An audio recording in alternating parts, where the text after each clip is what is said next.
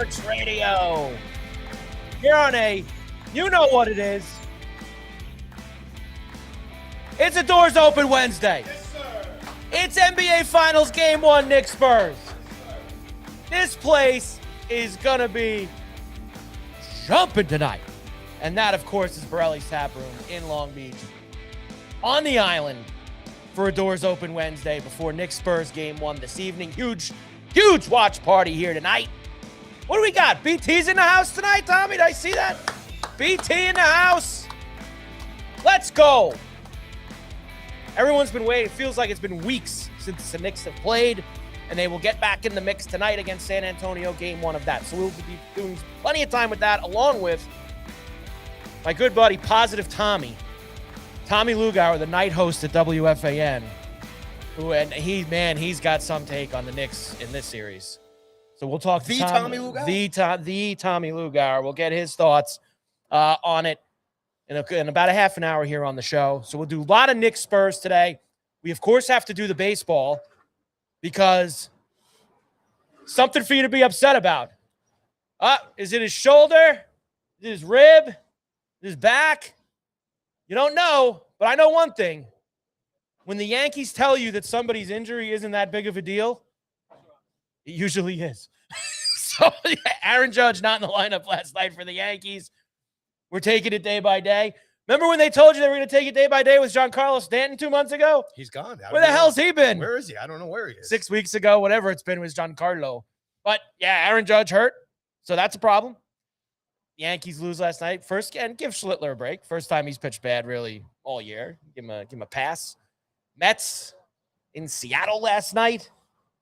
Not a good scene for them. That's a tough trip. Mets finally get a little something rolling over the weekend and then ambushed in Seattle the last couple of nights. We've got that. What a Game 1 in Carolina between the Knights and the Hurricanes. Nothing could be finer. I mean, that is 5-4 Vegas. Down 2-0 in the blink of an eye. Come back in that game. We will discuss. And several other things on the docket as well. Mike Carver along with Paul Cuthbert. Hi, Paul. How are you? Happy Wednesday, buddy. Good to see you. Tommy's in the house. The place is ready to go for tonight. Got a lot of great stuff going on here at Borrelli's, as we always do. And a lot has happened since we've been gone, as it always does, Michael, between these shows. And congratulations, show number 60 today, buddy. Is that right? Big 6-0. 6-0 today, huh? Yeah.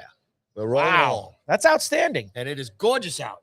Dude, this is like what all we've of been the waiting bitching and moaning I did throughout the entire winter down here. Like, I'm in here wearing a jacket. Like it's just the heavy sweatshirt, all of it. It all worked into today. Because, like, can we have the doors open now for, like, the next, 2-3 months, Tommy? Like, is it possible? Can we just go doors open? Might be able to go into October, pal. Oh, man. You mean football season doors open, Yes. too? Can we get that? I mean, it's just so outstanding to have the doors open. It'd be nice to have the doors open for the Geno Smith era in back in New York for the Jets. It'd be great. The Geno Smith era. Let's go. And don't forget, between two ferns as We well. are between two ferns on Wednesday, too, here for Knicks Spurs. Game number 1 tonight. Very exciting stuff at Borrelli's Taproom in Long Beach on the island. So let's go, Paulie. It's on. We were here last time we were together. We were wondering who they were going to play. Ended up being a great 7-game series between the Spurs and the Thunder. Bravo, Spurs. And the Spurs get the job done on the road Saturday night. That sets us up for this. So I think the first thing that I thought of when it was done was obviously locally we think of it as, man, last time the Knicks were in the finals was 99. It was against the Spurs, which was a very young Tim Duncan and David Robinson at the end of his run. And that was it was a little bit of a smash job. The Knicks were a little behind the 8 ball in that series going up against the Juggernaut. I don't think that that's the case here for this series. I think that this is going to be a very competitive series. I think this is going to be a fun series. I think the Knicks absolutely have a chance to win this series. I have completely changed my tune on them over the last 2 months during this playoff run. It's weird, they've had so many sweeps. They haven't played that many games, but they've been smashing everybody. The Spurs have played just coming off 7 games with the Thunder. So very similar to last round. Knicks off a sweep and a lot of rest against a Spur team like the Cavs last round, who played 7 games and don't have as much rest going into game 1. Now, they had a little bit more than the Cavs. The Cavs, if you remember, played a game 7 against Detroit on that Sunday. They played Tuesday night, game 1 in New York. This is because it's the final. You get a little bit more regular rest. So I don't think it's that big of a deal. But I think the most important thing tonight is probably, do the Knicks start slow in game 1 off about the same amount of rest that they had, and they started slow in game 1 against the Cavs? We don't know. We have no idea what we're going to see. But I'll tell you this, and you alluded to it earlier. This is a different Knicks team, since the end of the season and that first round. And they've just been lights out. So I think more than anything, Knicks fans, we're all excited just to kind of see how they're going to play championship ball now. And I think everything's in place, healthy pretty much all the way through. They're playing a team game. Brown's making all the right decisions. And I think we should just sit back and watch. They've got an excellent opponent that they're going to play against. I think it's going to be just great. Well, look, Wemby's a great guy to watch, and the rest of his support cast too. Got a great young coach there in San Antonio. Johnson, and I think Knicks just got to try and devour these guys up because they're young. They're young. The Spurs are a young team. And I think that's kind of another angle to look at in this series. And that is, I thought the Spurs were still a year or two away, just because they have so many young pieces that really haven't done this before, haven't been in this spot. But I thought that would come to be their undoing in the Thunder series. And that ended up not happening. Now, maybe that's because the Thunder were without their second best player. J-Dub didn't play basically the entire series, and then they lost Mitchell as well, which was some scoring. So even though we thought the Thunder were so loaded in terms of depth that they lost certain points of their depth that really hurt them in that series. And I think the SGA foul stuff ended up being a big part in the back end of that series as well. Give the Spurs tons of credit.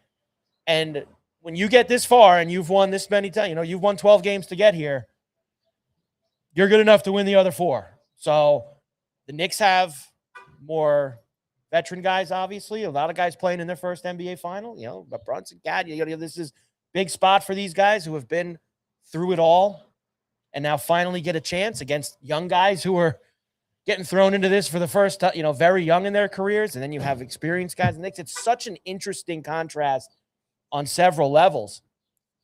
And I didn't even realize this until yesterday. This is a rematch, Paulie, of the NBA Cup. Yes, it is.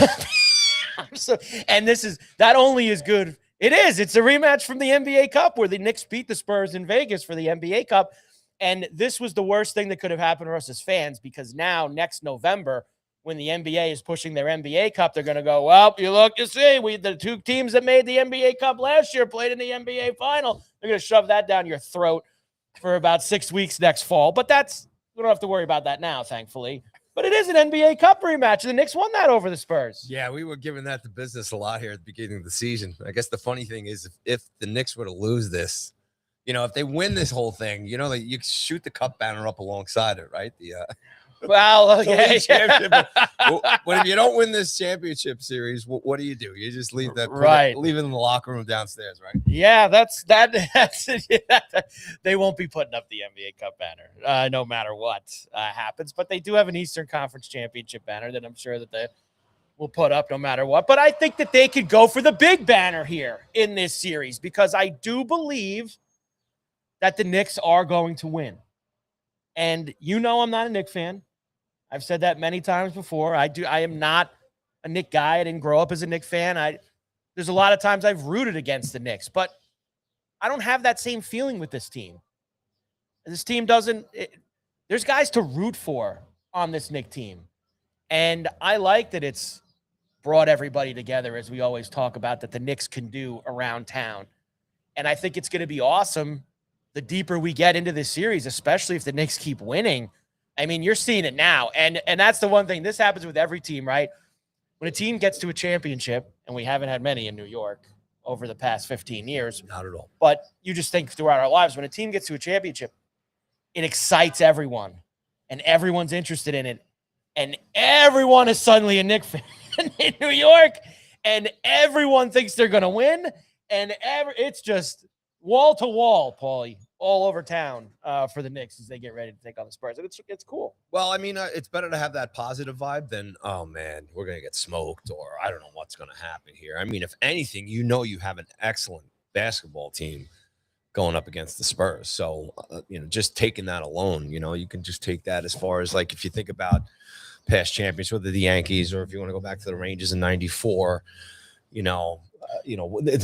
just that example, the Rangers in 94, beating the Devils and, right. The Rangers, I believe, were and favored look, against that's a good one, I think, to correlate here, because that Ranger Cup in 94 was after 54 years of misery. Yeah.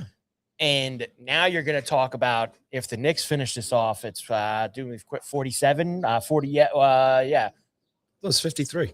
Is it? Well, 73 was when 73. So it's a long time. Whatever it is, 50. You actually might be right. So whatever it is, I'm not doing math right now. My head hurts. I'm not doing math. But it is similar, Paulie, in that the Ranger fan waited so long when they won in 94. It's the Knicks fan waiting forever. It's also similar in the sense that the Rangers had a fantastic team going into the finals. Right. And the Knicks have a fantastic team going into this finals. Yes. Now, I don't know if we could sit here and talk about which teams that went to the finals, like, the Knicks teams in the 90s, and then this, as far as compared to this team. But I would have to confidently say, like I said, I think all of us collectively as Knicks fans are pretty confident in this team. Yes. Now, the thing that the Knicks haven't experienced, obviously, in these last couple of weeks is any kind of losing, any kind of bad ways. They've kind of coasted here, let's be honest with you, as far as, just crushing teams and, resting Brunson and the starting team in the fourth quarter and everything. If the Spurs are able to put a little test on the Knicks, that'll be interesting to see throughout the series. I mean, obviously, I think all of us would love it just to, like, let's get this done. Let's sweep them. Let's crush them. Hopefully the Spurs are, tired. Maybe their youth is going to be a little bit of experience. See what happens. But if the Knicks get put, if they lose game one tonight, or, because that'll be the first time they've lost now in 12 games, or so. Yeah, they've won 11 in a row. So all those little factors could play in that we haven't had to deal with in the last 11 games. And not only, you got to think about it this way too.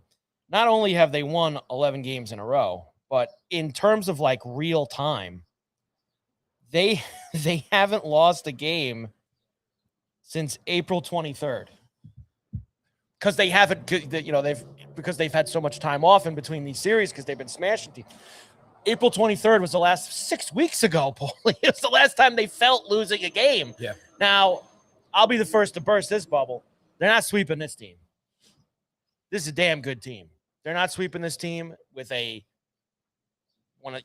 freak and potentially now the best player in the league, and that's Wembanyama, with how incredible that he is.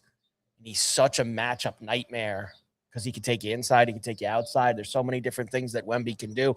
I'm interested. But I think the Knicks have 2 or 3 guys here that can play Wemby as opposed to what Oklahoma didn't. I agree with you.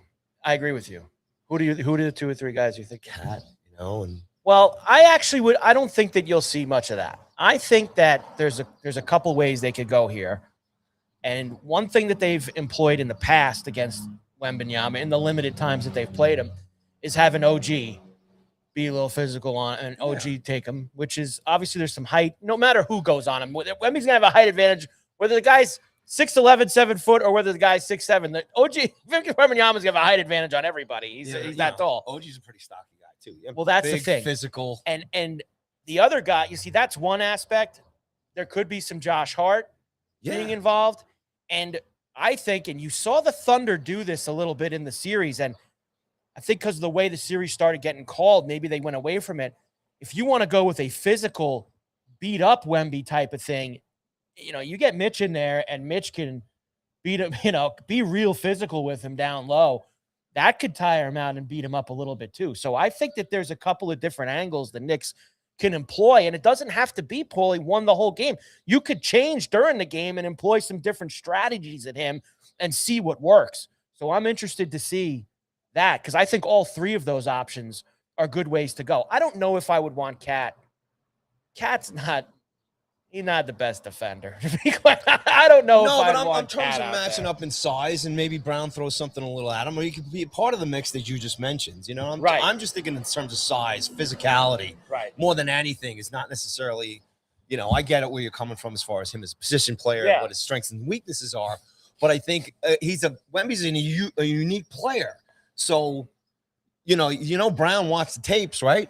Oh, no doubt. So maybe No you doubt. sit here and you go, let's try a different angle here, or let's use everybody and throw him 3 or 4 different looks. Right. Just to kind of keep the guy like, I don't know who's coming at me next, because I think the Knicks have enough rest of Brunson, the rest of the guys hard you know, if they can kind of, you know, it's going to weird. It's like, you know, how did the Spurs play if the Knicks focus so much on Wemby? Right. Look, there are other guys that are super dangerous on there. I mean, this Champagne, he had he hit like 11 threes against the Knicks in one of their games this year. I think that was the New Year's Eve game. You know, Fox is getting, if he's healthy, he's a great player. Harper has been coming off the bench for them now with Fox being healthy, and Harper's been dangerous for them. The Spurs have a lot of guys who could beat you in a lot of different ways. Vassell, Castle, you know, they have a bunch of really strong players. That's why they're here. It's the NBA Finals. Well, again, maybe the other side of it, look, this is going to be the great thing, right? This is how this is going to play out starting tonight and through the series. Maybe the other thing, too, is that you let Wemby go in and do his thing. Maybe he gets between 20 and 40 points or whatever, where you have a guy like Brunson who can probably match him on the point board. Right. Or you have enough guys on the starting rotation or throughout the whole Knicks team that they can equally put up multiple points. And maybe what you do is you just play your game and just make sure you play as good defensively as you can against Wemby's support cast. And the Knicks just keep doing what they've been doing, because the Knicks can give up points and match points. Absolutely. No, and I'm pumped. I think it's going to be an excellent series. I think the Knicks, obviously, when you get to this point, everyone's got to grab the rope. This is going to be a complete team effort to finish this thing off, just like they've gotten against the Cavs and the Sixers. You know, some nights you've had Bridges pop off. Some nights it's OG. You had Shamet hit big shots for them. They're going to need a little bit of everybody. You know, when things changed for the Knicks in the Atlanta series, when they got away from, let's just have Brunson score 40 points every night. Now, did they need that in a couple games? The game one comeback against the Cavs in the East Final? Yes, when that's there for them, they have it. But it doesn't have to be every game. It could be a mix of everybody. And that's the great thing that they have going. And that'll be interesting to see how they're going to play in this series. We don't know, right? Because we don't know how the Spurs are going to come out. We don't know how good the Spurs are going to be. Right. We can expect them to be good, but how will they match up against the current plan that Brown has? Double who you got. You ready? Double. It's a double who you got, because we obviously have game one tonight and we have the series that we have to talk about here. So why don't we start this way? Who you got? Game number 1, Knicks Spurs tonight in San Antonio. Would you like the gambling line for tonight's game? Would you like to know? It is now Spurs minus 4.5. Spurs are 4.5-point favorites at home. 218.5 is the total. Who you got? Game 1, Knicks Spurs tonight. Knicks. I agree. I think the Knicks are going to win game 1 tonight. So I would take the Knicks plus the 4.5 points. And I think the Knicks are going to win. I think that they're going to come out strong. I think they're going to come out a lot better than they came out in the game 1 against the Cavs. I think they learned some lessons from that. I think Brown learned some lessons from that. I think the team as a whole learned some lessons from that. And they're going to come out with maybe they did things differently the last couple days in terms of ramp up. Who knows what it is? But I think you'll see them come out a lot stronger. Foot on gas. And take game 1. Who you got for the series? Best of 7. Knicks, Spurs. Who you got? Knicks in 6. Knicks in 6 for Paulie. At home at the Garden in game 6. They'd have to close the whole island. They already have a problem outside the Garden, closing all that area there with all the people. They'd have to close all of Manhattan. I'll be sitting on the other They'd side have of to the actually bridges close like out this. here. We Because watch it Borrelli's from the game bridges. 6, the Knicks win game 6 here at Borrelli's. They're shutting down this whole stretch. Everything. Could close it all down, the party that's going to happen out here when the It's a Knicks dream play. I have, Michael. It's a dream I have. And Tommy, who you got? My heart is saying Knicks. Oh, boy. Oh, And my head is saying Knicks in 6. Let's go. All right. Tommy's a Knicks in 6 as well. all right, Michael. I am going to say Knicks in 7 No. on the road. Knicks winning, but not Classic not going. series. Can't go 7. Knicks in 7 is Game what 7 I'm going. San Antonio. They will Come win. on, come on. They will win game don't- 7 in San Antonio. They're going to win on the road. Knicks fans. It's going to be a back and forth series. Split 1-1, split 2-2. They're going to go up 3-2, lose game 6 at home, and win game 7 on the road in San No, Antonio. I don't like any of that, Michael. I I'm don't like sorry. any You're of going to have to like that. You're going to have to that. like I that. don't want to go past. It's okay. Don't worry about us. But we're not even here. Do whatever you want to do. Come on in. It's all Welcome. good. Come on in. We're just All talking good. sports. Don't We're worry just about talking us. sports. He's right. We're right. Yes, the wagon. I love it. I have one of those. Those are great. We love the wagon. No, I got to put 2 in. I have 2 that go in the wagon like that. So, not for myself. There are nights that maybe I do need the wagon, but not all the time. So I got 7. You got 6. Tommy's got 6. Knicks, Bronx Buckeye, Eddie, check it in. Knicks in 6 at MSG, and have the National Guard on standby, extending. I agree. Hold on a second. That could No, be. look, I have to disagree with. Look, there will be some intense passion from New York City fans, okay? But New York fans don't burn the city down. We're not. I hate to say this. Tommy's within earshot here. We're not Philadelphia. We don't ruin the city. We don't burn things down. It's not going to happen. They didn't do it when the Rangers Yeah, won. I They don't- don't do it when the Yankees win. It's not going to happen. Can you get there first? Exactly. Can you get the 3 wins before we talk about what's going to happen in the town? Before, like I that. mean, Yes, I we agree. got to put the cart before the horse. But Here, we're not come burning- on. We're not burning the city down. All Come right. on. Carver and Cuthbert, Go Sports Radio. Plus, the best PD in the world is not going to let that Here at happen Borrelli's anyway. Taproom in Long Beach on the island on a Doors Open Wednesday, getting ready for Knicks Spurs game 1 tonight. And man, you got to be here. And Paulie's about to lay it all out for you. I am. gonna be What there, is by the going way. on at Borrelli's, Paulie? Not just tonight, but in the foreseeable future. There's so many things happening. All right. Once again, we are broadcasting live from Borrelli's Taproom in Long Beach, located at 912 West Beach Street here on a beautiful Wednesday. And we're also here on Thursdays as well, too, 12 p.m. to 1:30 p.m. Eastern Time. And it is Wednesday. So Wednesdays are regularly music theme nights. And we've got a little bit of both here tonight because Knicks game 1 is on. So look, here's the deal. There's a Knicks watch party going on here hosted by Brandon Tierney tonight, starting 8 o'clock.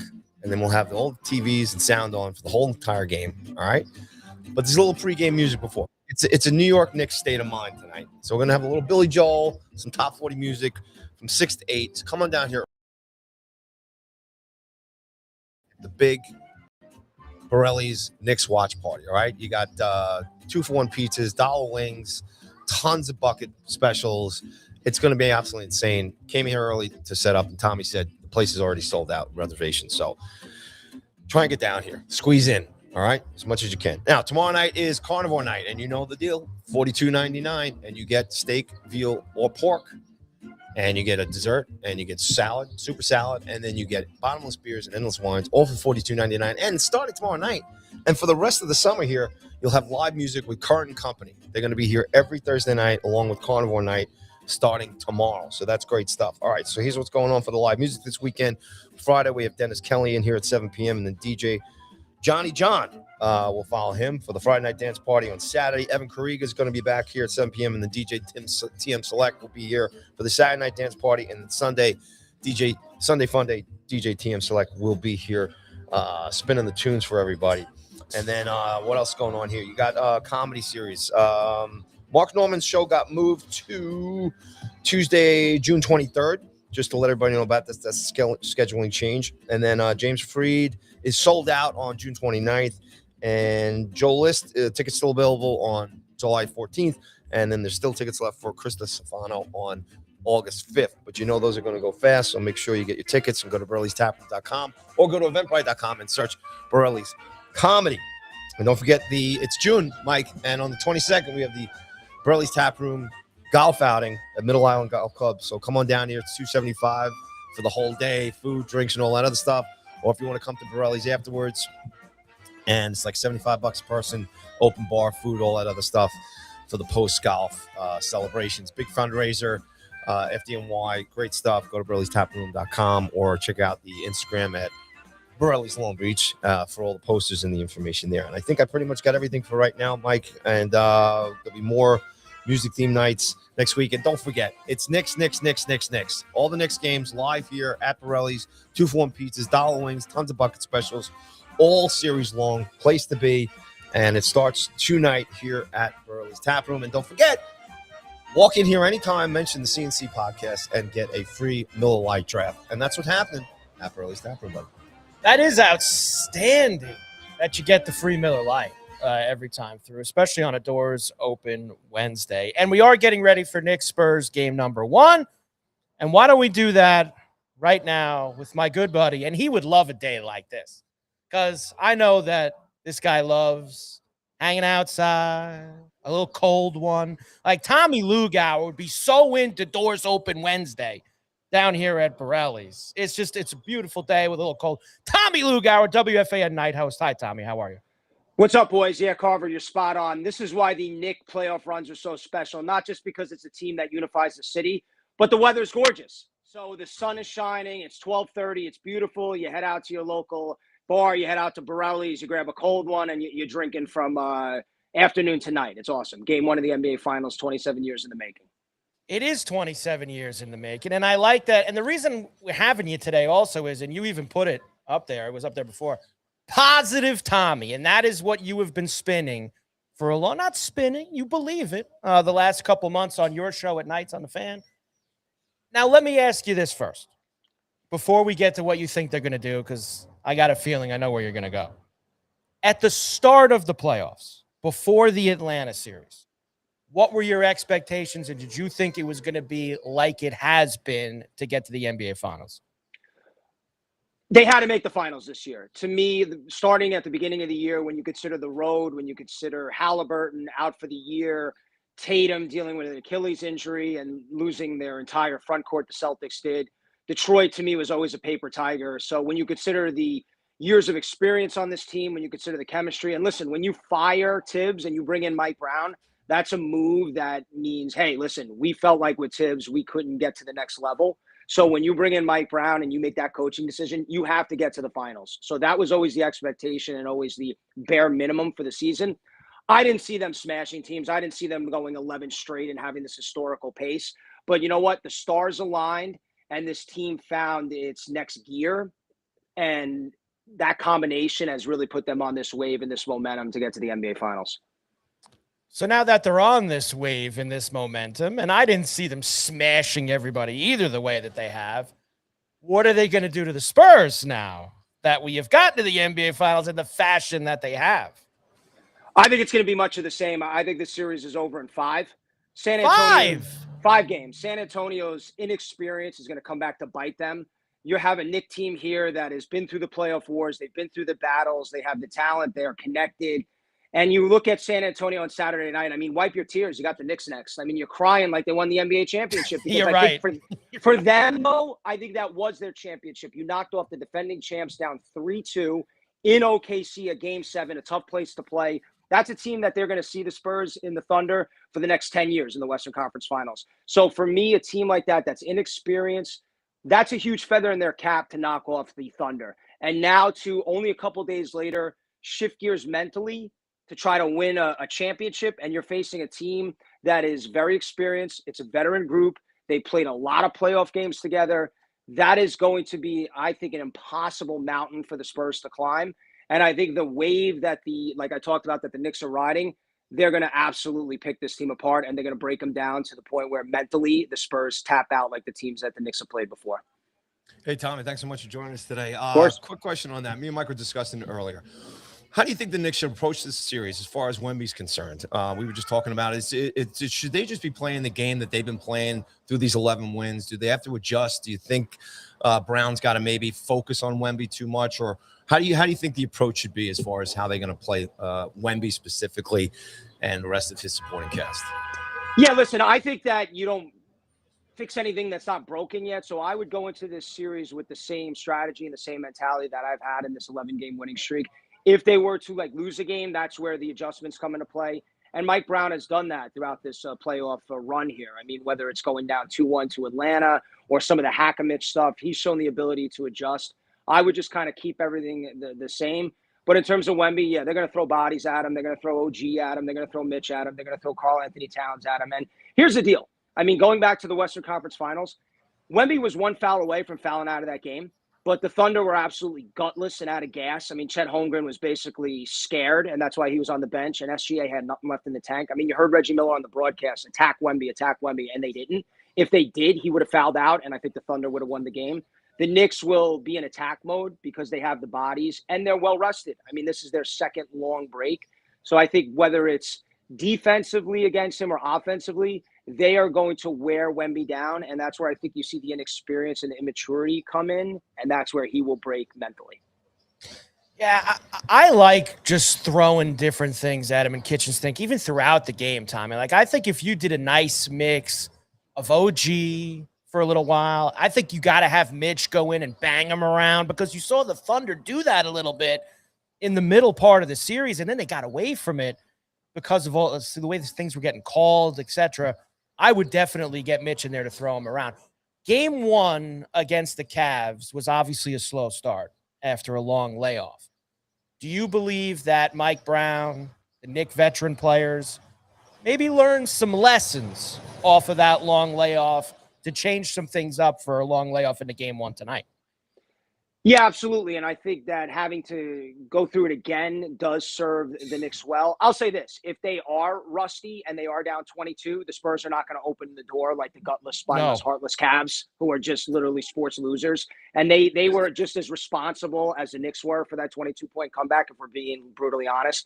That being said, yeah, I expect a crisper Knick team. I expect a Knick team to be a lot more, harmonious in this game. And I think they understand they're going to have to weather a little bit of a storm here, because the Spurs will have the momentum of just winning a Game 7. I say and remember, the Spurs, they basically blitzkrieged the Thunder in every game. Like, it was 15-0. They had basically every game they had the lead in every first quarter.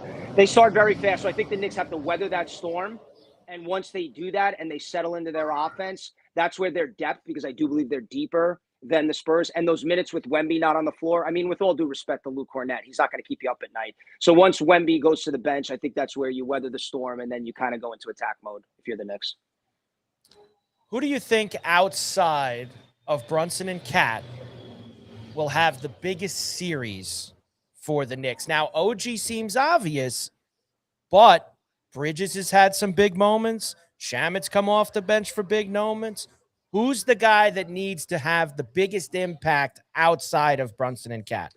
Yeah, I think it's Bridges. I mean, to me, he's always been the missing piece. He's always kind of been the final infinity stone. And that's why when he was traded here, we were all, as Knicks fans, so pumped up. I'll never forget that night. It was the Subway Series, Citi Field. I was at the game. And literally, as we're leaving, Yankee fans, Met fans, and we know we can't stand each other, but everybody was chanting, "Let's go Knicks," because across the board, everybody was on board with that trade. And you didn't always get the best of Mikal Bridges in his run here with the Knicks. You didn't get the guy that was in Phoenix in the finals or the guy early on in Brooklyn.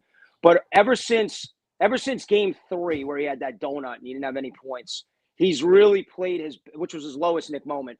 He's played his best basketball as a Knick. So to me, Bridges, not only his defense on De'Aaron Fox, because if you remember in that series against the Thunder, when Castle was handling the ball, they were turning it over left and right. And once Fox got healthy, they were able to stabilize their offense. I think Bridges comes in, plays lockdown defense against De'Aaron Fox, and then also, and most importantly, his aggression on offense. I mean, that's been the biggest change. He's actually looking to score, looking to shoot the basketball, and he's giving you 18 a night. If he does that and he continues to do that, I think the Knicks are unstoppable. Hey, Tommy, positive Tommy. You're talking about this all the time with the fans, day in and day out. The Knicks are in the finals again. New York sports has been lacking a championship here for quite a while. if you can step away from being the the personality, the broadcaster on the radio every day, as a New York fan, and the possibility of the New York's Knicks winning this championship for that franchise alone, and for all the Knicks fans. But maybe talk little bit about yourself as a fan here, the possibility of New York finally getting a championship here, and the the feeling that we have here in New York, whether it's the Mets, the Yankees, Islanders, and Rangers here in this huge gap. I just want to get your take, just as a fan, how you're feeling going into this series. Yeah, look, the parade and the idea of the Knicks winning a championship has been on my mind a lot, not just for the Knicks themselves. I mean, we're talking generations of Knicks fans who have never seen a championship, haven't seen one, and those that were lucky enough to see it. It was over 50 years ago. We're talking 27 years not being in the NBA Finals. It's just one of those things where, for them to break this, like for the weight that they have on their shoulders, which is the weight of New York City, and you talk about that long gap, it's just a ton of emotion. And I've been saying this a lot on the radio and off air as well. Look, I'm 0-2 in the NBA Finals as a fan. And I haven't seen my baseball team win a World Series. The Islanders haven't won in decades. I'm 2-1 with the Giants, but I will say this: I can't go 0-3 with the Knicks. Like, I can't be in a scenario where they lose again. Because here's the deal: if you're a Spurs fan right now, you're sitting there going, "All right, I've won 1 million championships. Yeah, I want to beat the Knicks. I want to shut loudmouths up like Lugauer or whatever, and all these big mouth New Yorkers." But you have Wemby, you have Castle, you have Harper, you have a young core that you figure you have a 10, 15-year window.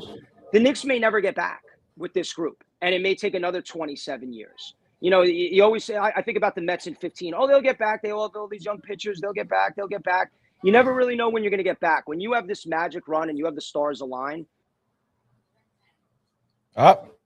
You know why that happened? And now Tommy's back. You bring him back. And I was going to say the reason why he cut off initially is because I actually heard him slip in there that he said he was an Islander fan. I saw him. Well, Carver, you know the deal here. I grew up about 15 minutes from the Collie, and if they need my sword, if they need my axe, yeah, I know. The Islanders. And listen, they lack the backing. You know that. The big bad Ranger fan that wants to bully around, they act like they've won 1 million championships. Well, meanwhile, it's like 2 cups in the last 100 years. Well, they definitely fit your profile of who you want to root for. I don't disagree with that, but man, I saw you there early in the season when things were good. I didn't see you there down the stretch. Maybe you were busy with the Mets and the Knicks in April when the Islanders were folding up the tent and missing the playoffs, but I didn't see much positivity out of you down the stretch for the Islanders.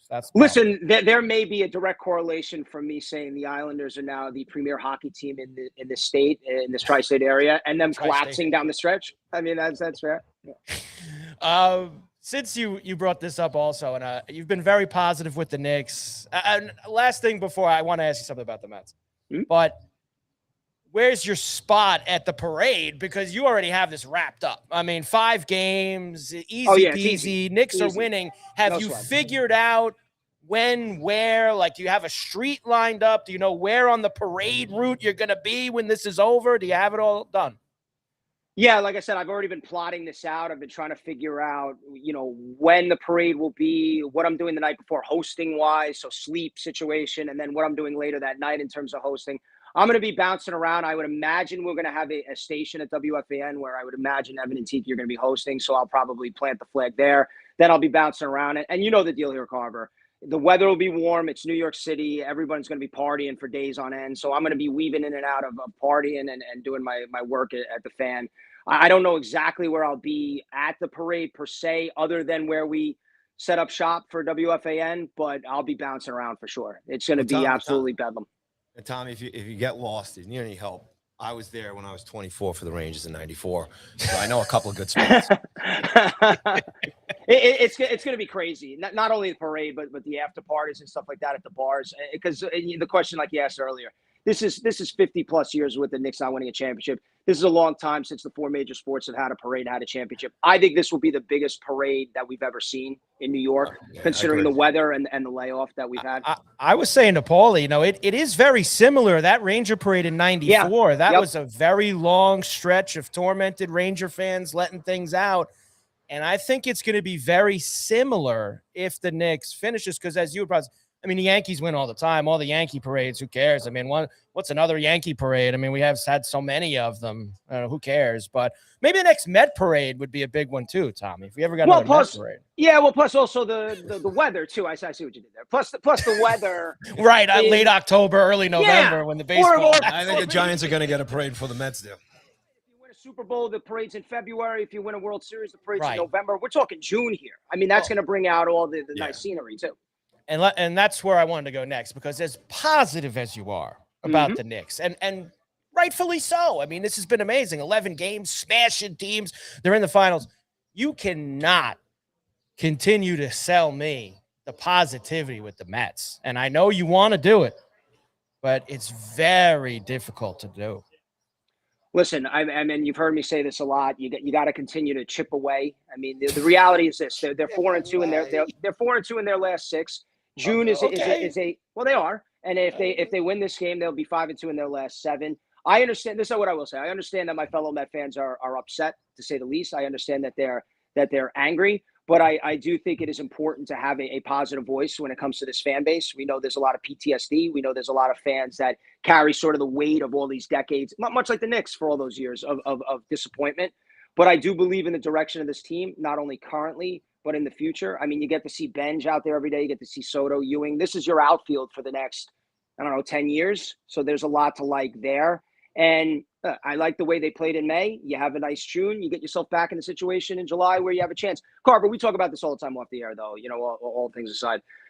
Baseball and Rob Manfred has set things up to where unless you are historically bad, unless you're the Rockies last year or the White Sox a couple of years ago, you have a chance. It's only June. You have a chance to make it because they allow so many teams into October. And I've kind of said that to Paulie here the last couple of weeks, even though it's been so bleak.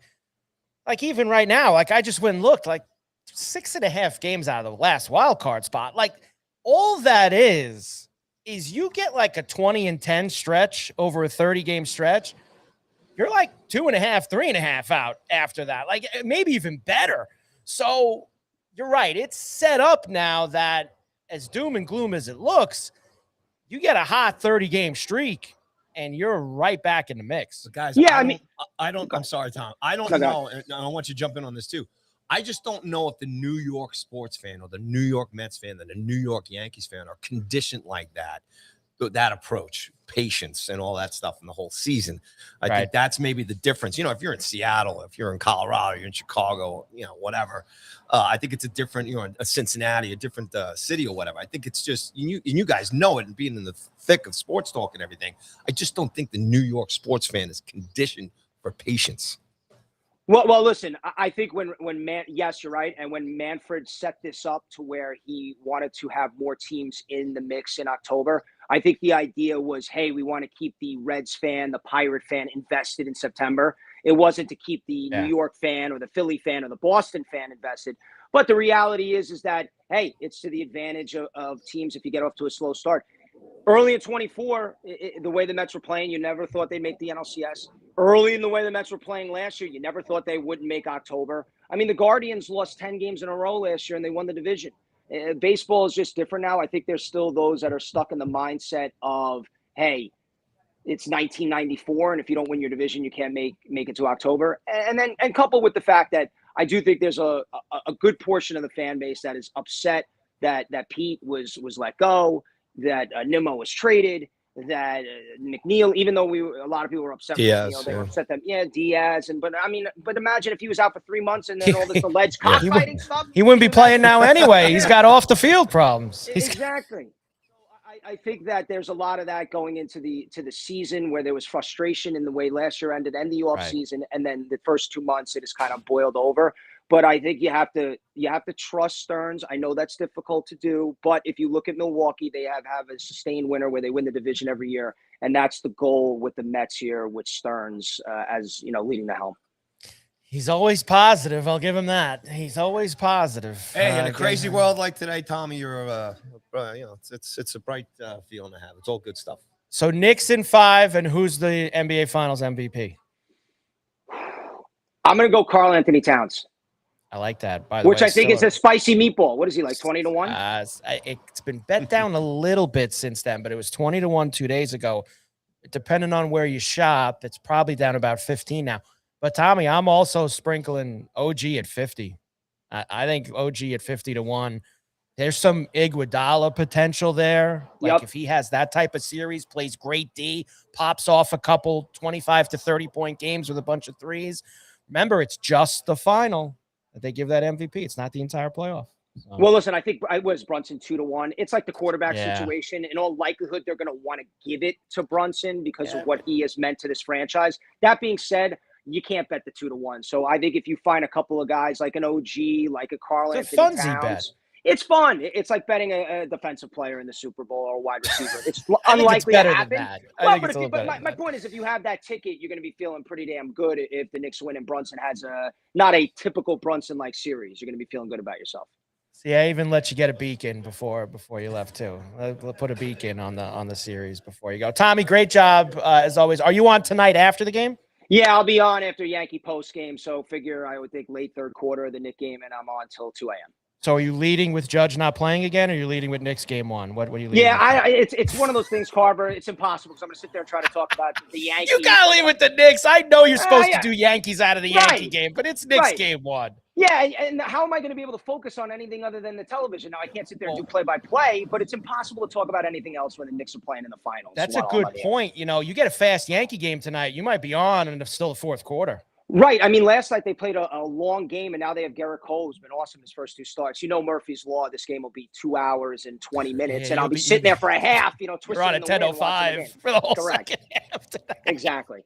All right, Tommy, great job as always. Thanks, buddy. You got it, guys. Thanks, no problem. Tommy Lugauer, check him out on WFAN every night, usually after the Yankee game when the Yankees are off. He's on around 7. So, positive Tommy. Good stuff. He's ready. Good Knicks stuff. in 5, Paulie. Yeah, well, I mean, this is the hey, look, it's possible. They've got the talent. They're healthy. 5. Browns are doing I think 6 is a nice, comfortable spot. You own 7. I'm not saying you're wrong in 7. I'm just saying as a Knicks fan, I don't want that 7th game in San Antonio, please. That'll be a tough spot. Look, and if please, Mike, I know what you're saying. If they're up 3-2 going back to New York for game 6, you've got to shut the door in that spot. You wouldn't feel good if you lost game 6 at home going back to San Antonio for game 7. It's like a terrible because scenario, that actually throws That's back nightmare to fuel. Back in 94 with the Rockets, that was a 2-3. That was when they did 2-3-2. Yeah, why? And how long have they gone back to that? I think it was probably just before COVID that they switched to MLB still doing it. MLB still does. Oh no, yes, they do 2-3-2 still in MLB. And remember, the hockey has been 2-2-1-1-1 for a while now. They used to do it years ago too. And they used to do 2-3-2 way I would love. I know it's never going to happen. We joked about not it. really, because can't wait to talk hockey. What? I mean, 94 was 2-2-1-1-1. When Rangers Vancouver was 2-2-1-1-1. Yes, so it was. NHL has been 2-2-1-1-1 for a very long time. But they used to. Way back in the day. Yeah, maybe in the NBA is within the last 10 years, I think they switched to 2-2-1-1-1. And I think MLB's been doing it forever. Forever. I mean, obviously, I wouldn't go back to the old days. But baseball's a little different too because it's every day. So when you go to one, say bang, bang, bang, 3 nights in a row, and then you go back to the other for 1, 2.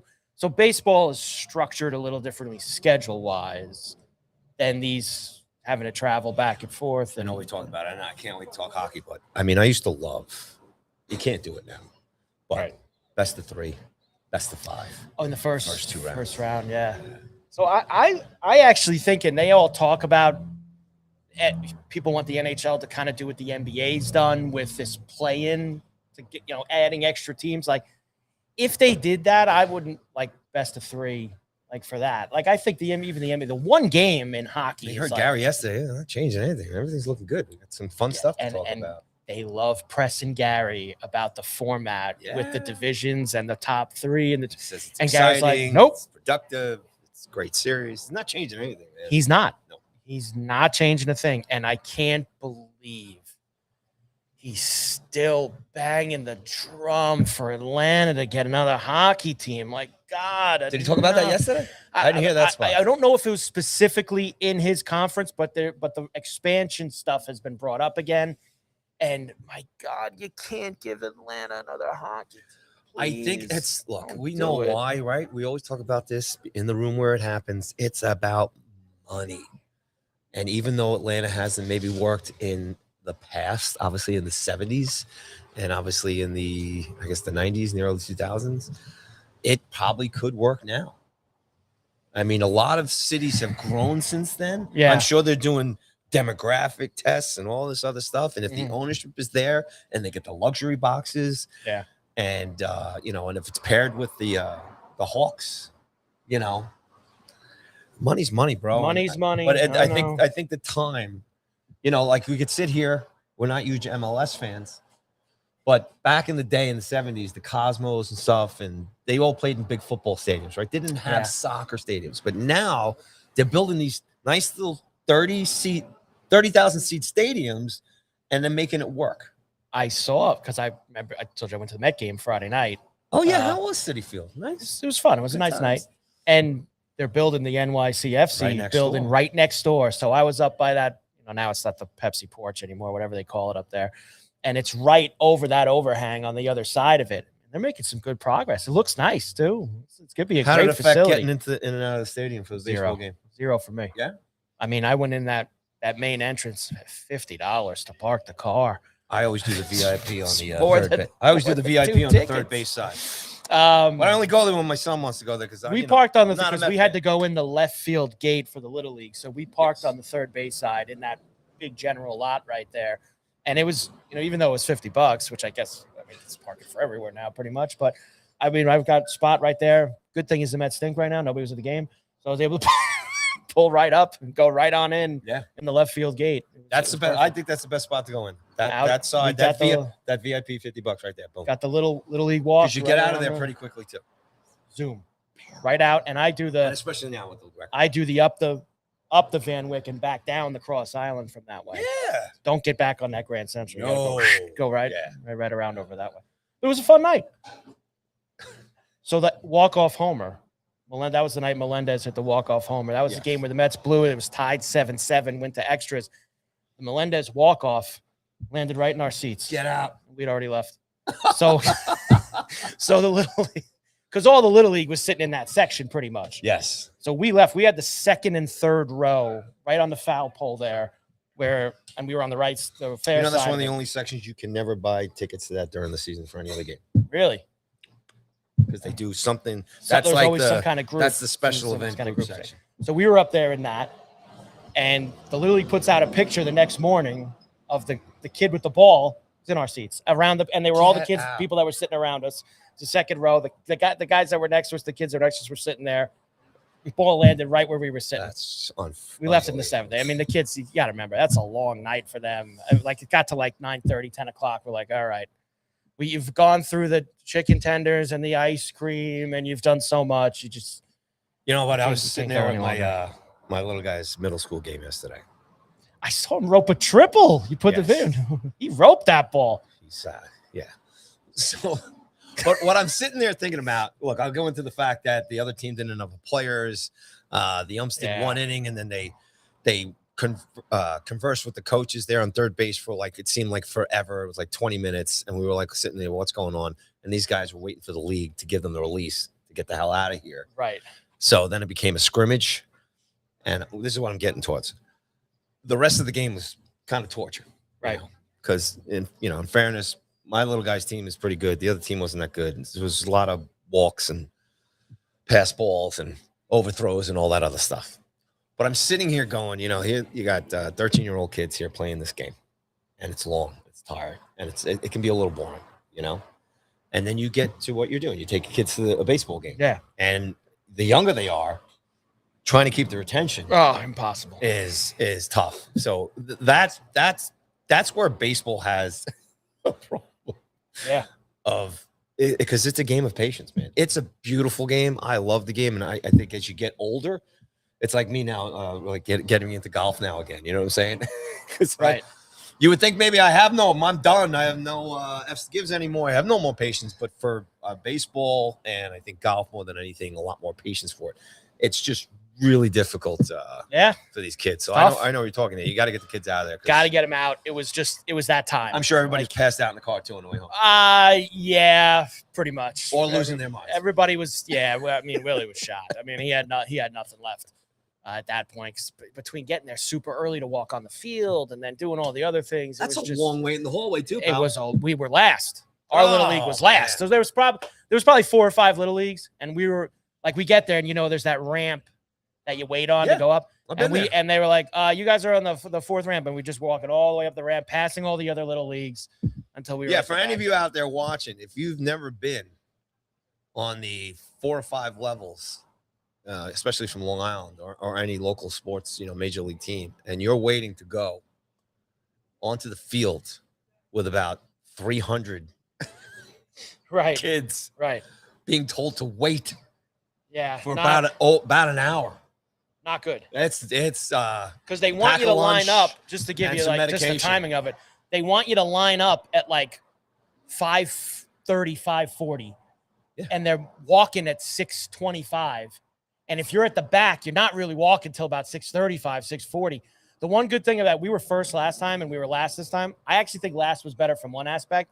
When you actually get on the field, it's so backed up that they can't rush you as much as when you're first, because they're trying to get everyone off the field as fast as possible. They don't stop for pictures.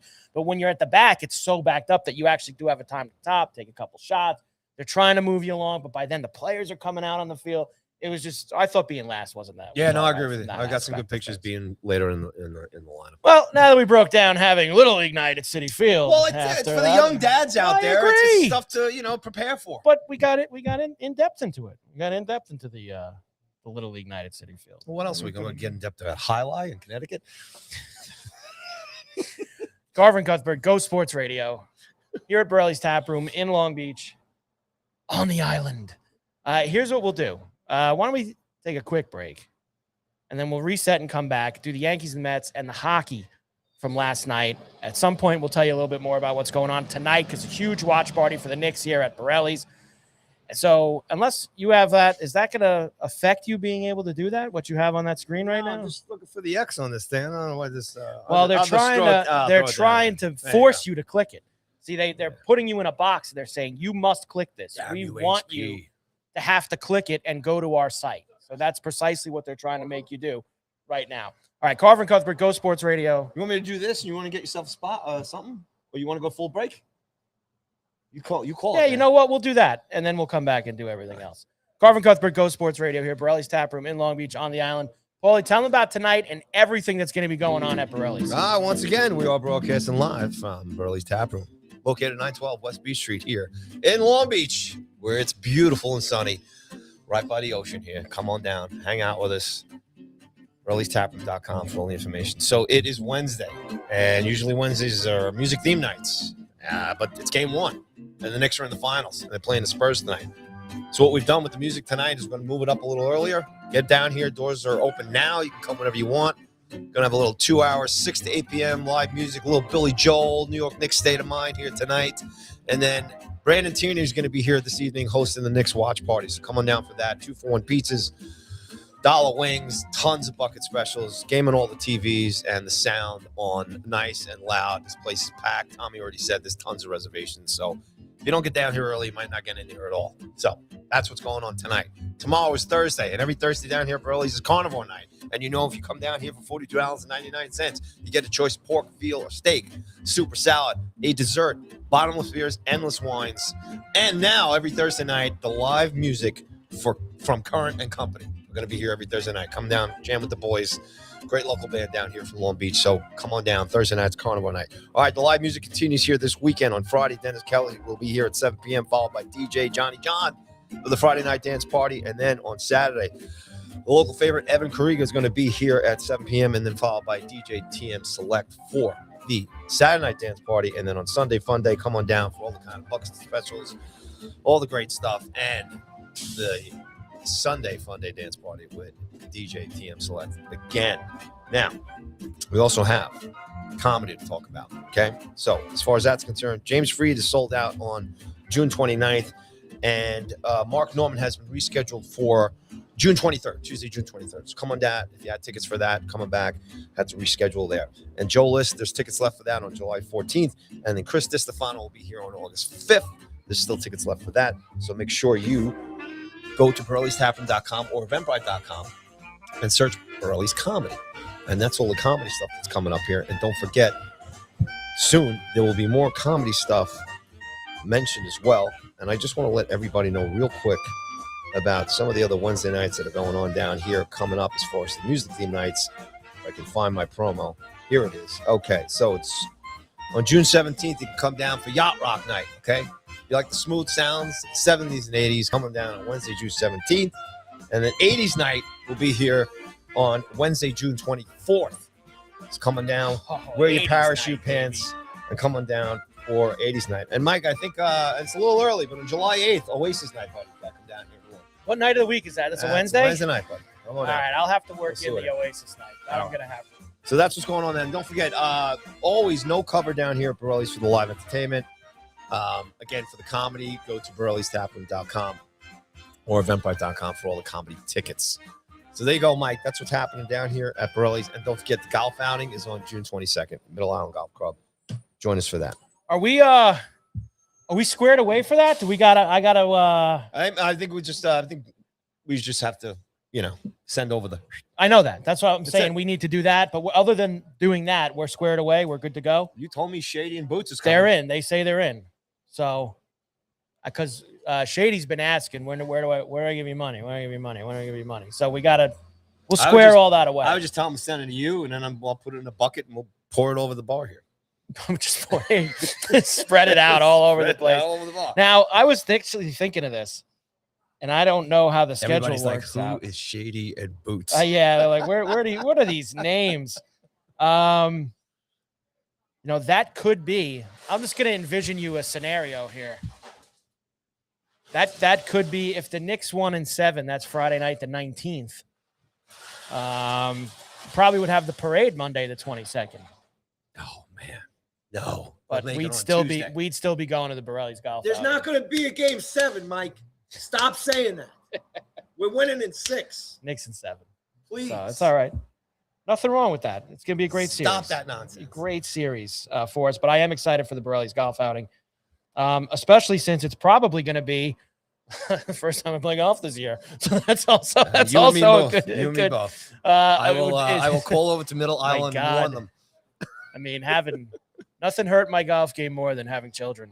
That was the It hurts everything, Michael. That was the end of my golf game. It hurts everything. Was having kids. That was the end, and it is what it is. All right, let's do a couple things before we get out of here. First of all, Yankees lost to Cleveland last night. Now we had Aaron positive Judge, Tommy on today. We did now have Angry Paulie on again. Okay, so he missed the game last night, and you knew when the lineup came out. The lineup usually comes out before Boone speaks. And when the lineup came out and you didn't see him in it, especially after a day off, the wheels already start turning like, oh, what's going on here? Where's Judge? So imaging revealed a bone bruise per Yankees manager Aaron Boone. Judge has been dealing with some shoulder soreness for weeks that became, quote, more than that, quote, end quote, over the weekend in Sacramento, Boone added. Now, Sacramento, I thought it was Sacramento, which is where the Yankees were this past weekend. Man, did they score some runs there on Friday and Sunday. Not so much on Saturday. But either way. Now, look, if there's one thing that fires me up about the way the New York Yankees do business in the past 5 to 7 years, and I Boone, Cashman, all of them, it's the way that they handle injuries because they suck at it. Let's just call it like it is. They lie to you. They never tell you the real story. You never find out what's wrong. And prime example, we could just go to this year.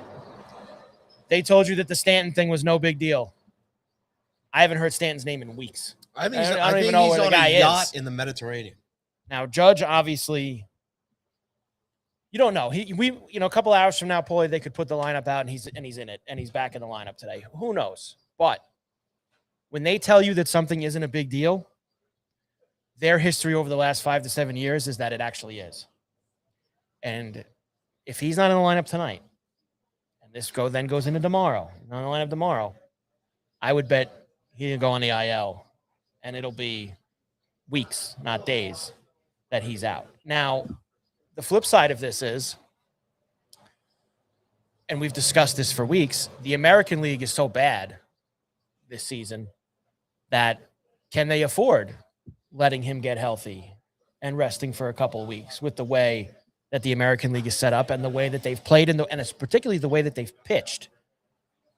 If he is dealing with something, you don't have to necessarily rush him back in there that quick, because you've built, maybe not so much the division where obviously them and Tampa has been back and forth, but as the American League as a whole, there really isn't much behind them in Tampa right now.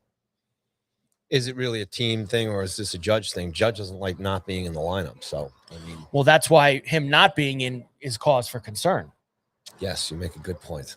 I should have thought of it that way, and I didn't. He also, even though he wants to be every day, at some point, Bruise his heel. It's just a bruise. well, okay, so, and that's fine. But how about the bigger picture? But is it actually a bruise? His struggles this year? How long?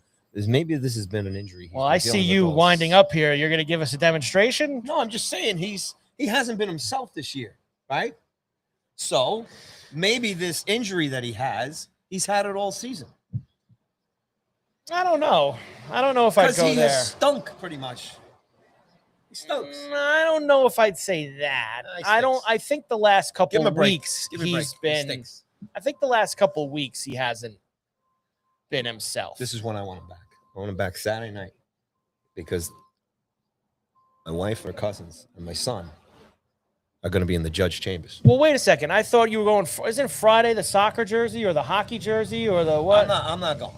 I'm going to be out of town working this weekend. Okay, but the family's the going. kids going on Saturday, and they're in the Judge Afternoon chambers. game? Judge chambers, Saturday night. Saturday night game. Who they got this weekend? And they're wearing the robes and all that stuff. Oh, really? Yeah, the whole nine. Yeah. Now that's fun. Yes. Who they got this weekend? Is this the Red Sox on Saturday night, yes. huh? Mm-hmm. Look at you. I'm a little jealous. Will Warren and Ranger Suarez on Saturday night. Won't be here. But I'm happy for the kids. Wearing the robes. Wearing the robes, the wigs, and everything. That's cool. So he needs to be back Saturday night. And if he is hurt, Aaron, if you're listening, stop by the chambers and say hi to the fam. Stop by the chambers and say hi. Well, what are we going to do, right? We're Yankee fan. We're just sit and wait, right? Yeah. Do you put him in the freezer with Giancarlo and wait? Well, that's because that is right? We just talked about it with Tommy about how the league is set up as far as the wild card and getting in everything, and then you talk about the rest of the league. So, is this really an emergency right now? In the big picture of things, no. But all that I'm saying is that I always get a little leery because they lie about injuries. That's my problem. Is this a bigger thing?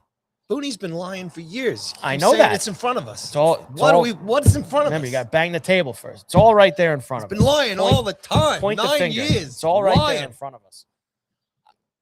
And all I see is the Borrelli's beautiful wood brick oven back there. Hey, that's all I see. Cole goes tonight. 12 1/3 shutout innings so far. What happens if he is a stinker tonight? Yeah, where's Fried? When's he coming back? What's his excuse? He's on ice for a while too. Come on. On ice. I don't know. Maybe this is it for us.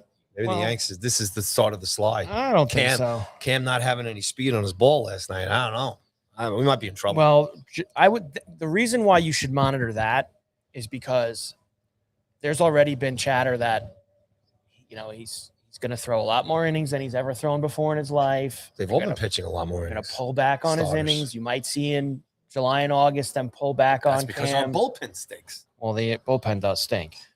But it's definitely something to keep an eye on. But they've read, aside from Fried, almost full strength in the rotation right now, aside from him being in there.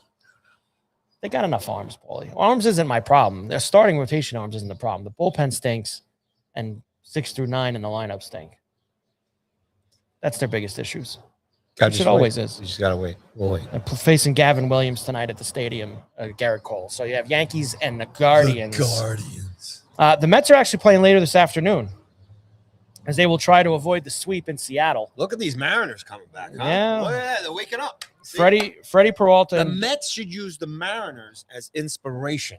Kirby's the Mariners dreamland. have been horrible year. Look at this. What, they put 10, Yeah, but 7, 10 in a here's row? the slight difference I'll give you. The Mariners have good players. Oh, okay. So that's something that you need That to is a factor in. difference. You know, That's when you a have big good difference. players, Cal hasn't been playing well at all this things year. have, well, he's been out too. He's been on the IL for weeks. He's been hurt. He's had a miserable year. I think they just benched him because he sucks. Well, come off a 60 homer year. What have you done for me lately? Well, we'll see if this Peralta can earn some of his money today and maybe win a game because I think he's been dreadful. They gave him a big lead Friday night. That was the game I was at. He yacked it all up. I think he stinks. Want to talk hockey? All right, fine. We'll do more baseball tomorrow hockey. on the show. Both of these teams, the Mets. Are we gonna? What, you want? Hopefully tomorrow. You want a minute or two on the Mets? No. What's the story. I think positive Tommy gave us as much Just hang out, Mets fans, and just as wait. much as you can give you on Probably that. gonna get a wild card spot. All right, And- Stanley- and the outfield looks amazing. Stanley Cup Final Game 1 last night. Let's go. This was a hell of a game. Woo! 5-4. Vegas with the win over Carolina to start the series in fun. I mean, Ehlers scored 25 seconds into the game last night and then scored again, put him up 2-0. Vegas comes rolling back and goes up 3-2. Carolina ties it. Vegas takes a 4-3 lead. Carolina ties it. And then Tomas Hertel, Tomas. who I bet to score the first goal of the game. Unfortunately, he Let's scored the talk last goal about of the game. Pass. Sisson. Yeah. Woo! Sissons with a great pass. Woo! Now, let me ask you this first. Ask me, Riddler. Because I went into last night thinking Riddle me this. both of these teams have played with such great defensive structure, and Freddie Anderson has been better than I thought he would be, and Carter Hart's been great, and both teams can play. Blah, blah, blah. Do you think that last night is a little blip on the radar for the series in terms of the high scoring aspect of it? Or do you think that this is what this series is going to be? High scoring, lots of action. I think that was a hell of a game. It was a great game. I hope every hold game's on. like that. That's a hell of a game by the Golden Knights last night. First multi-goal comeback in game 1 of the finals ever. Don't know. I mean, the 5 pucks that Anderson let by him, Yeah. he should have stopped him. And I am a believer now. Now, this is what angers me because it could just go south, right? Right now, this is how I feel.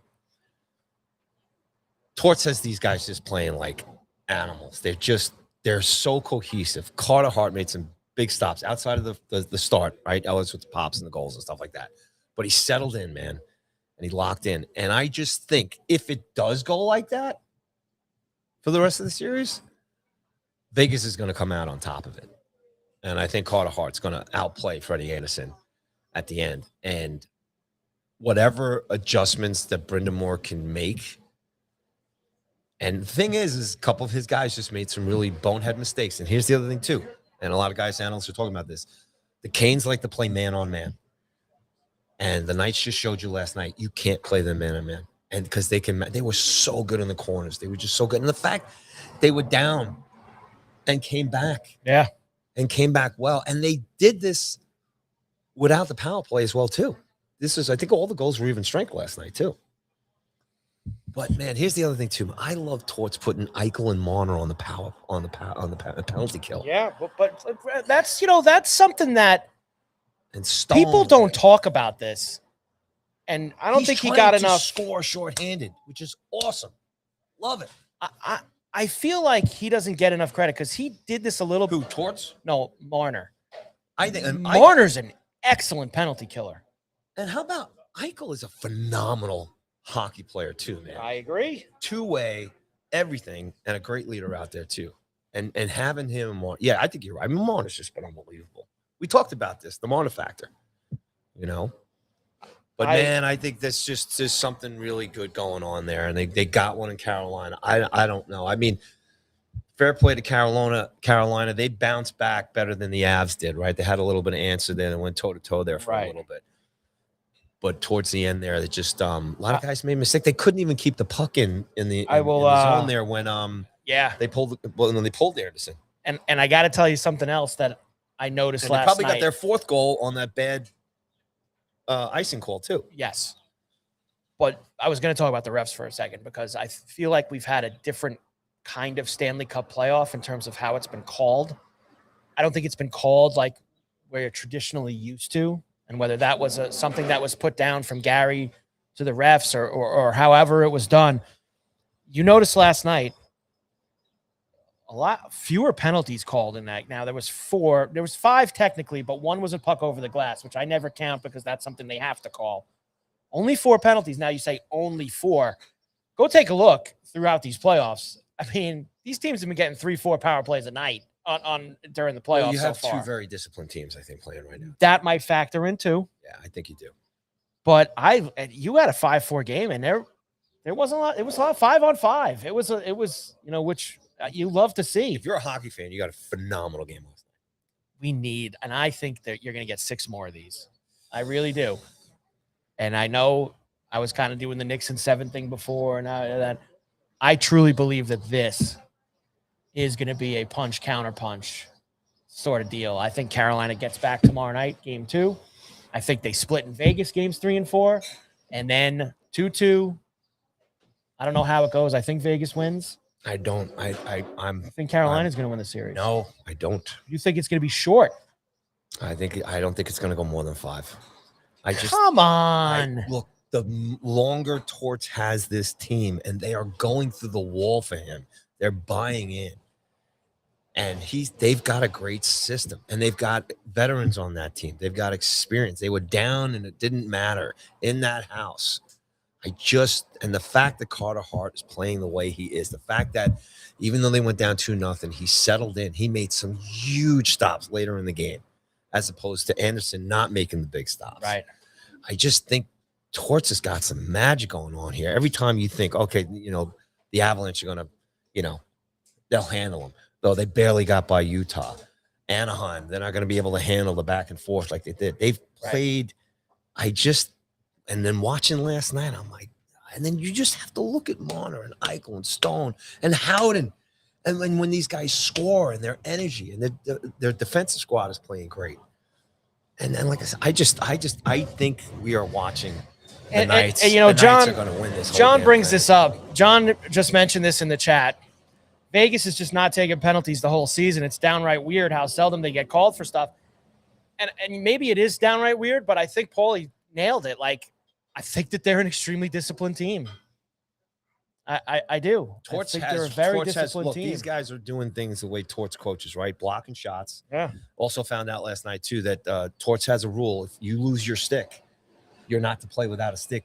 Even if you leave your squad down a man, you have to go to the bench and get a stick and come back. Okay. So all these different things, he hates guys. We have seen some guys who don't follow that. We've seen lots of guys who stay in that defensive zone without a stick. And he's huge on guys taking Yeah. dumb penalties. But again, you have a veteran team here.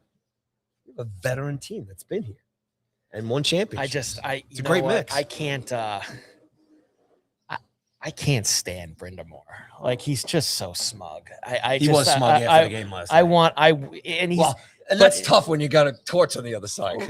Right. But, like, I mean, even in their past years, like, remember when, I don't know if it was when they lost to the Rangers or when they lost to Florida or whoever. Remember when he gave the comment, like, that wasn't a sweep. Like, they were swept, and he was like, that wasn't really a sweep. Yeah, it was, though. Like, he's so, like, I don't know. There's just something that rubs me the wrong way about him. And I hope he loses. I don't want to see him win. Wow. So, and everyone hates Vegas. That's mean. Because, and like I was talking to my buddy in Toronto this morning, he's like, I don't want to see Vegas. They all hate Vegas because of all the advantages they've been given and 3 finals in 9 years and all the other things. They hate him even more now because they have Marner. You have to respect the game, though. You have to respect what these guys are doing on the ice. You should, but some don't. So, listen, there's a lot of jealousy, Paul. You know that.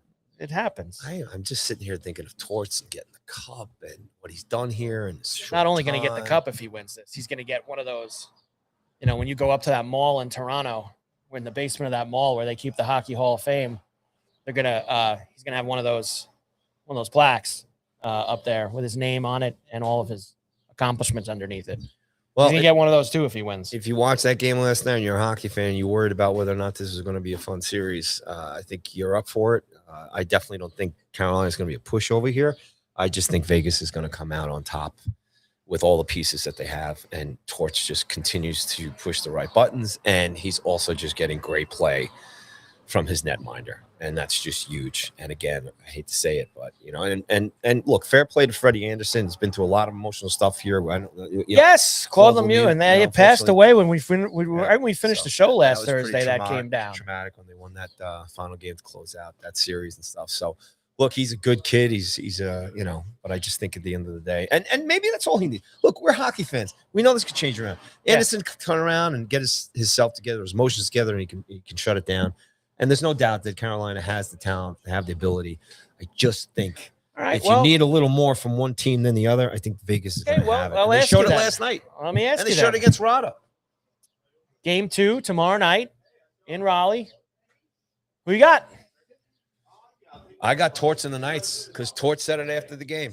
He says, we're not worrying about a split. He says, we want to win game 2.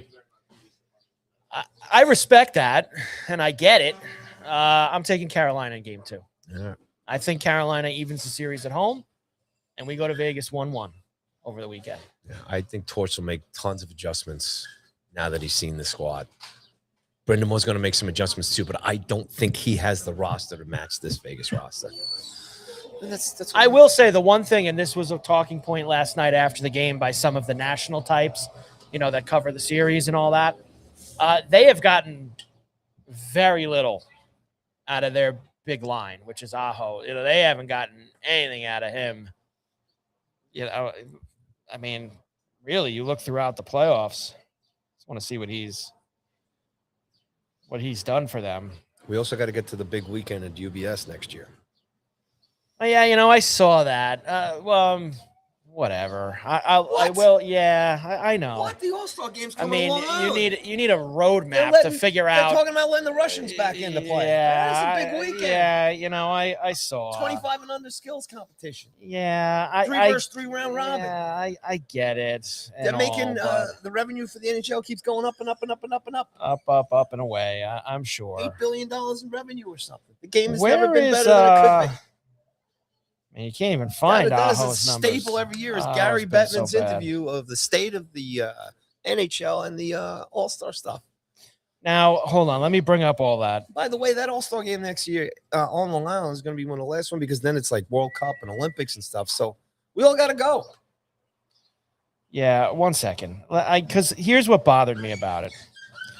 So it's going to feature an under 25 skills competition, a 3-on-3 round robin between 5 international teams: the United States, Canada, Sweden, Finland, and the rest of the world. Rest of the world. So you always love to be, but they're going to play 1, 2, 3, 4, 5, 10 games, 10 5-minute games. I don't know. It seems like hard to follow. It seems like a lot. Look, it's 5 jerseys you got to buy. That's what it is. That's the magic of the NHL. They're creating 5 new sweaters. I mean, come on. I don't know. I'm not into it. I understand wanting to have the event and the people. Look, you have to be happy. It. You're going to tell the me game doesn't work anymore. We got to take the kids. Sure, I mean, you get tickets to that. I mean, get them now. Get them now. Yeah, that's NHL.com. Look, it is very cool that it's going to be at UBS. It seems like they've come up with a nice plan of a bunch of cool stuff that they can do for the weekend and for the event, which was better than them getting. Remember, they were going to shaft them this year with the dopey, going to Olympics event or something they were going to do, which was stupid. So it is cool that they're going to do something like that. But, I mean, playing 10 5-minute games, it's just, I don't know. 5 new jerseys. It's hard to follow. 5 New Jerseys, man. Well, that is what it comes down to at the end of the day. Sweaters. I'm sorry. Hockey. Sweaters. 5 Hockey new sweaters. So last time before we get out of here, Knicks Spurs game 1 tonight. BT's going to be here. BT's going to be here in the house And of Borrelli. we have a little pregame before 6 to 8, right? Little New York Knicks State of Mind, a little Billy Joel's in top 40, 2 hours from 6 to 8. So tonight at 6 here it's at gorgeous. Borrelli's. Absolutely gorgeous. Because I think that this needs to Look be. how healthy the I only Ferns have are 2 minutes left between 2 ferns today for us. With the doors open Wednesday. 6 to 8, New York State of Mind. Live music, yes. 8 o'clock, Pregame. Knicks. Spurs game number 1. Now, you don't think the game's going to start till about 10 to... It's going to start about 8:50. Okay, gotcha. I would bet. Tommy's I had to give going it- to be here. Tommy Over under, Tommy, 8:50, I think, tonight when they actually tip the game off. 850. I take the over. It's game one. They're going to give you all the pomp and circumstance, all the nonsense. I say 850 is when they'll actually finally do that. So come down to Borrelli's tonight. Incredible scene it's going to be here. I mean, down here all weekend. Can you And still for get a every Knicks game. reservation, Tommy? Do we still have reservations tonight or no? Yes, only a few. So make sure you get them for game one, Knicks Spurs. Come down and see New York State of Mind. Of course, before that, 6 to 8 in the Knicks game one with BT hanging out. What about? And I'm sure we got Friday night game 2 also, which we'll talk a little bit more about tomorrow, I suppose. We'll be down here at Borrelli's for that as well. Great job by Positive Tommy today. Thank you, Tommy. Thanks for coming on board. That was a great spot. Great job by him. And Tommy does a solid job on the fan. Good stuff. Tommy does do a solid job on it. And I had to get that dig in on him about the By the way, Islanders. you and Mac on Saturday mornings is an excellent spot. Did you hear it to this week? I was trying to tune in. You know, me and the guys were on the road, and me and Uncle Lou were in the car together. And, Oh, were you? yeah, we pop you on. Yeah, it's good stuff. It's good. 11 o'clock Saturday mornings, I'm on. I'm a fan with C-Mac every week. Most weeks. Definitely during football. In this off time of year, sometimes he might be off, or I might have something going on with the softball or whatever. But we got it in last week before Game 7 Spurs Thunder. Does Mac even get to see his kids? I mean, he's always on. He's He's got his podcast. He's got everything. Well, now that he's on with Craig in the afternoons, and then he's got, like you said, he does the Yankee podcast. I don't know how many times a week he does that. At least 2 or 3, I would have to think. And then he does every Saturday morning. But at least Saturday morning he gets to do from home, I think. Not as I don't busy as think you he are. leaves though. the house. You got too much stuff going on. I got a lot going on, but that's okay. I've been cranking up the World Cup stuff too, which has been we're doing a lot of World Cup next week, next Thursday. So when are we going to start talking about Next week we have to football on Wednesday? Well, we have to. World Cup kicks off. All right, we're going to do who you got. We are. The Congo versus I'm a little bit more versed now on who. I was the dismissing Baltic states. I was dismissing some of the United States opponents in the group stage, and I was on. They made it. They're in.